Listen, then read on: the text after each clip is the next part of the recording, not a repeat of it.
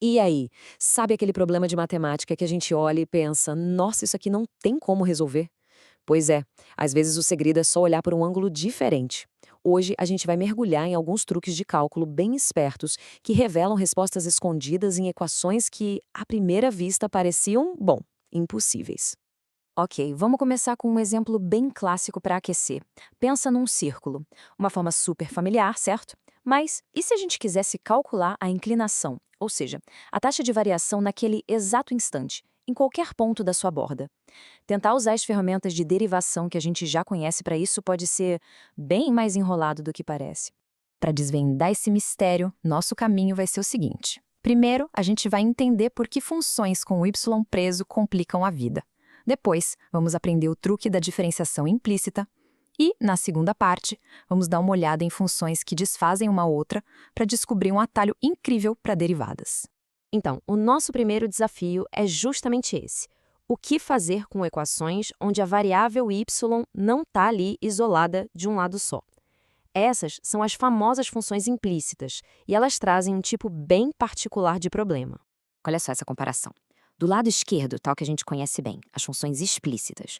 O y está lá isolado, bonitinho, y é igual a alguma coisa com o x, super direto. Agora, olha para a direita. A coisa muda de figura. Nas funções implícitas, o x e o y estão todos misturados, sabe? O y fica meio que preso no meio da equação. E a tentativa de libertar o y dali pode ser bem chata, ou às vezes até impossível. No caso do círculo, a gente até consegue isolar o y, mas olha o resultado. Essa expressão com mais ou menos que não é nada prática.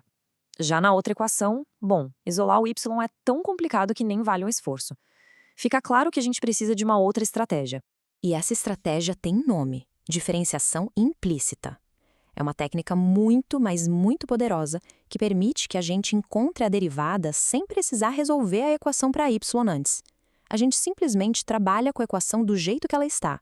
É quase como um truque de mágica. O processo todo se resume a 3 passos bem simples. Primeiro, a gente deriva tudo dos dois lados da equação. Segundo, e essa é a grande sacada, toda vez que aparecer um termo com y, a gente aplica a regra da cadeia. E, por fim, é só um pouco de álgebra para isolar o dy por dx, que é o que a gente quer encontrar. Vamos voltar para o nosso círculo. X ao quadrado mais y ao quadrado igual a 16. O primeiro passo é exatamente esse aí. Aplicar o operador da derivada, o d barra dx, em cada pedacinho da equação dos dois lados do sinal de igual. Agora, atenção, porque aqui vem o pulo do gato. Como o valor de y no nosso círculo depende do x, a gente tem que tratar o y como se fosse uma função de x. Isso quer dizer que, ao derivar um termo como y ao quadrado, a gente precisa usar a regra da cadeia. Então, a derivada de y ao quadrado vira 2y vezes a derivada da função y, que a gente escreve como dy por dx. Certo, juntando as peças, a gente chega nisso. A derivada de x ao quadrado é 2x, tranquilo.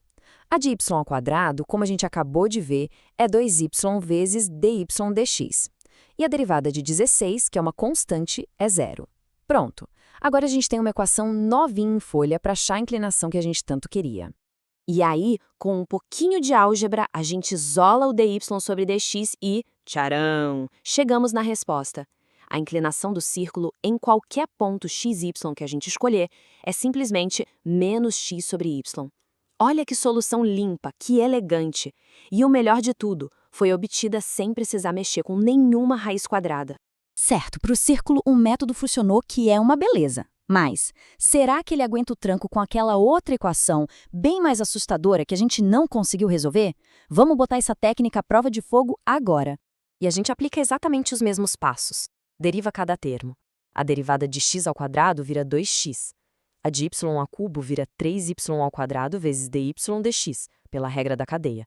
No lado direito, em 3xy, a gente vai precisar da regra do produto, mas a lógica da diferenciação implícita continua valendo. Depois de um pouco de rearranjo algébrico para juntar aqui entender de isolar dx e isolar, chegamos a essa resposta. E olha, eu sei, parece uma fórmula complicada, mas o ponto principal aqui é incrível. A gente acabou de achar uma fórmula exata para a inclinação de uma curva super complexa, uma curva da qual a gente nem conseguia isolar o y. Isso só mostra a força da diferenciação implícita. Muito bem. Agora vamos virar a página e ir para a segunda parte da nossa conversa. Vamos sair um pouco das funções emaranhadas e entrar num outro conceito, o de funções que basicamente desfazem o que outras funções fizeram. Essa é a ideia central de uma função inversa. Ela faz a operação oposta da função original. Se uma função nos leva de um ponto A até um ponto B, a sua inversa nos traz de B de volta para o A. É uma via de mão dupla. Perfeito. E uma consequência direta disso é que os papéis de entrada e saída se invertem. Como a gente pode ver aqui, o domínio, que é o conjunto das entradas da função original, vira a imagem, o conjunto das saídas da sua inversa. E o contrário também é verdade, claro. A imagem da original vira o domínio da inversa. E essa troca toda cria uma simetria visual muito bonita. Se a gente desenhar o gráfico, o de uma função inversa é sempre um reflexo perfeito do gráfico da função original. É como se tivesse um espelho bem ali, na linha y igual a x.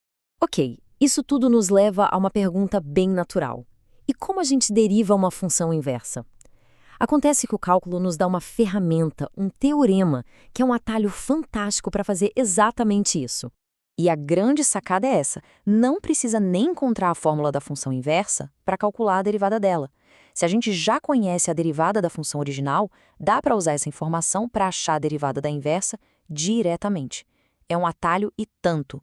E a fórmula mágica é essa aqui. O que ela diz, no fundo, é o seguinte: a derivada da função inversa, que a gente está chamando de g, é só 1 dividido pela derivada da função original, a f. A única coisinha para prestar atenção é que essa derivada da original a gente tem que calcular usando a função inversa como entrada, o g de y. Na prática, o que isso quer dizer? Que as inclinações nos pontos que se correspondem são o inverso uma da outra. Simples assim.